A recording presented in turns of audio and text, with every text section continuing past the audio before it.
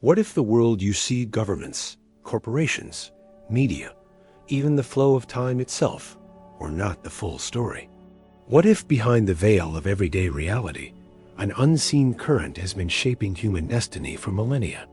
A current not of politics or economics, but of hidden knowledge, a silent whisper passed from initiate to initiate, from temple to cathedral, from stargazing sages to modern mystics who dare to look beyond the surface.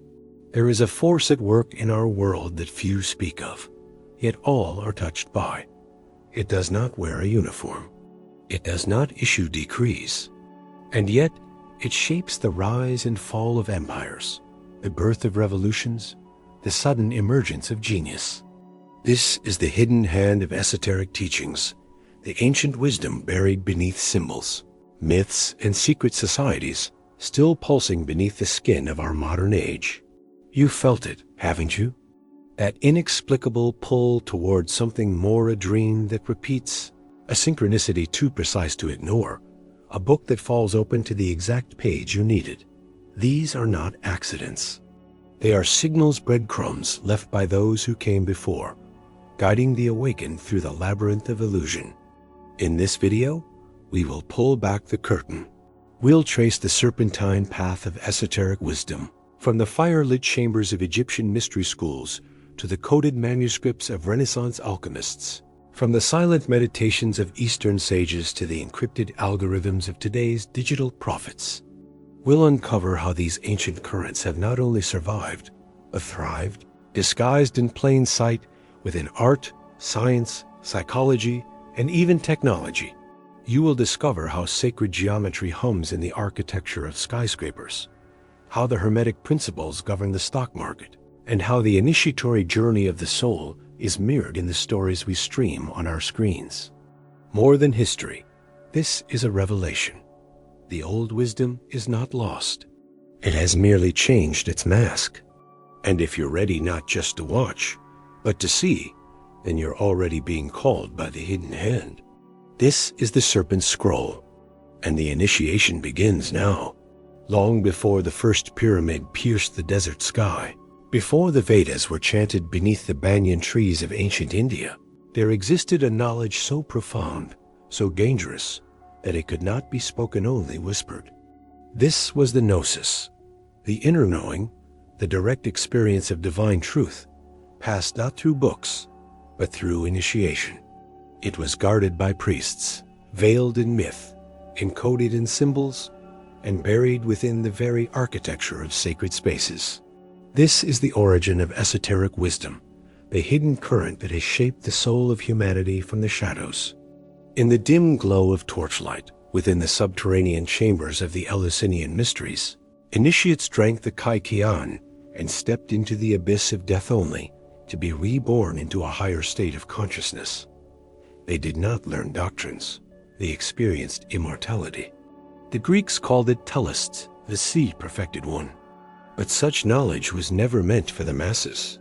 As the oracle at Delphi proclaimed, "Know thyself," not through reason, but through revelation. Travel east, and you find the same fire burning in the Upanishads, where the sages declared tat fam asi, thou art that. The individual self, they taught, is not separate from the absolute. Liberation comes not from worship, but from realization. In Tibet, the Dzogchen masters spoke of the primordial ground, a state of pure awareness beyond thought, accessible only through direct transmission from teacher to student, another form of initiation. Then came the Hermetists of Alexandria, heirs to the legacy of Thoth, the Atlantean sage. In the Corpus Hermeticum, they wrote, "As above, so below, as within, so without." This was not mere philosophy. It was a cosmic law, a key to unlocking the hidden architecture of reality. The alchemists of medieval Europe would later adopt this principle, turning lead into gold, not in the crucible, but in the soul. For them, the magnum opus was not a chemical process, but an inner transformation, the death of the ego, the purification of the mind, and the birth of the philosopher's stone, the immortal self. Even the great minds of the Renaissance were initiates in disguise. Leonardo da Vinci encoded sacred geometry in his paintings. John Dee, advisor to Queen Elizabeth I, practiced Enochian magic in secret. Newton spent more time studying alchemy and biblical prophecy than he did on gravity. Why? Because they knew the material world is a reflection of a deeper spiritual order, and through it all threading like a golden serpent through time runs the same message. There is a hidden order beneath the chaos, and those who awaken to it wield unseen power. But why has this knowledge remained hidden? Because truth, in its purest form, is not safe. It demands transformation, and the world is not ready for those who have seen behind the veil. Imagine the universe as a vast, living library, an infinite archive of hidden knowledge, where every star is a word, every galaxy a sentence, and every human soul a reader capable of deciphering the code. But the books are written in a language not of letters, but of symbols, rhythms, and frequencies. To read them, you must first attune your inner sense, the sixth faculty, long forgotten, known to the ancients as inner sight. This is the essence of esoteric teaching. It is not a set of beliefs, but a technology of perception. It does not tell you what to think, teaches you how to see. And what it reveals is this: reality is not solid. It is fluid. It is responsive. It is, in fact, a mirror reflecting not the world as it is, but as you are. Let us begin with the most fundamental principle, the Law of Correspondences. As above, so below. As within, so without. This is not poetic metaphor. It is a functional law of the cosmos, as real as gravity. The microcosm, the human being, contains the blueprint of the macrocosm, the universe. Your nervous system mirrors the neural network of the stars. Your heartbeat echoes the pulse of galactic cycles. The chakras within you correspond to the 7 sacred planets of ancient astrology. When you heal yourself, you are not just changing your inner world, you are altering the outer one, subtly, invisibly, but undeniably. Consider the mandala a sacred circle found in Tibetan Buddhism, Native American sand paintings, Celtic knots, and even the rose windows of Gothic cathedrals. Why does this symbol appear across time and culture? Because it is not invented, it is remembered. It is the visual language of the soul's journey, a descent into chaos, a confrontation with shadow, and a return to center. The mandala is a map of consciousness, and those who gaze upon it with intention are drawn into its spiral, not as observers, but as pilgrims. Now consider the archetypes, the eternal patterns that shape human experience. The hero, the sage, the trickster, the mother. Carl Jung called them the collective unconscious, but the mystery schools knew them as living intelligences, beings of pure form that dwell in the imaginal realm. When you encounter an archetype, whether in a dream, a story, or a sudden impulse, you are not merely imagining. You are touching a real entity, one that can guide, challenge, or transform you. And here lies the first great secret. The world is alive with meaning. Every event, every coincidence, every recurring number or symbol is a message, but only if you are willing to listen. The esoteric teachings do not offer escape from the world. They offer initiation into it, a deeper participation in the cosmic drama. But beware, this knowledge is not neutral. It is energetic. To awaken to it is to become a node in the hidden network, a conduit for forces far greater than the personal self. This is why the path has always been guarded, not to hoard power, but to protect the unready from being consumed by it. The hidden hand does not force, it invites. And the first step is awareness, seeing the symbols, feeling the rhythms, recognizing the patterns. Because once you see the code, you can no longer unsee it. The deeper you journey into the esoteric currents of our world, the more you begin to perceive a startling truth. The outer world is a projection of inner states, both individual and collective. The ancient alchemists called it Mysterium Magnum, the great mystery. The transformation of consciousness is not separate from the transformation of reality. When enough minds awaken, the veil thins, the hidden becomes visible, and the world literally begins to change. This is not mysticism, it is resonance. Consider the phenomenon of synchronicity, meaningful coincidences that defy probability. You think of a long-lost friend, and moments later, they call. You read a passage in an ancient text that mirrors your exact struggle. You keep seeing 11:11 on clocks, license plates, receipts. The rational mind dismisses these as chance. But the initiate knows this is the universe responding. It is the hidden hand tapping you on the shoulder, saying, "You are on the right path. Keep going." Why does this happen? Because consciousness is not confined to the brain. It is a field, an invisible web that connects all things. The Vedic sages called it Akasha, the primordial ether that records every thought, every deed, every intention. The Kabbalists spoke of the astral light, a luminous medium where symbols take form and prayers become forces. Modern physics, in its boldest theories, now echoes this. Quantum entanglement suggests that particles once connected remain so across vast distances.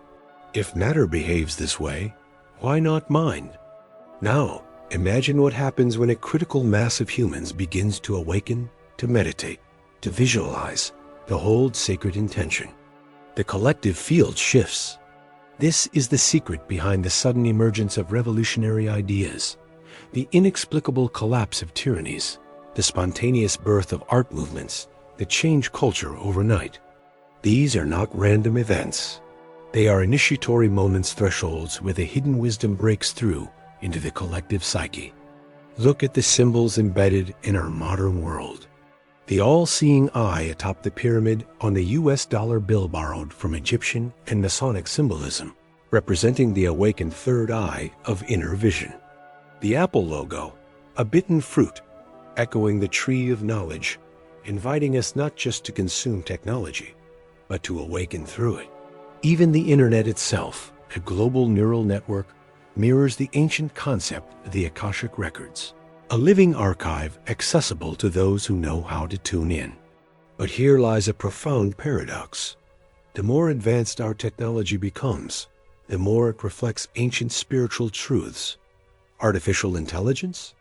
A modern echo of the golem of Praga creation that serves until it gains autonomy. Virtual reality? The Maya of the Hindus, the illusion of separation, now rendered in code. Cryptocurrency?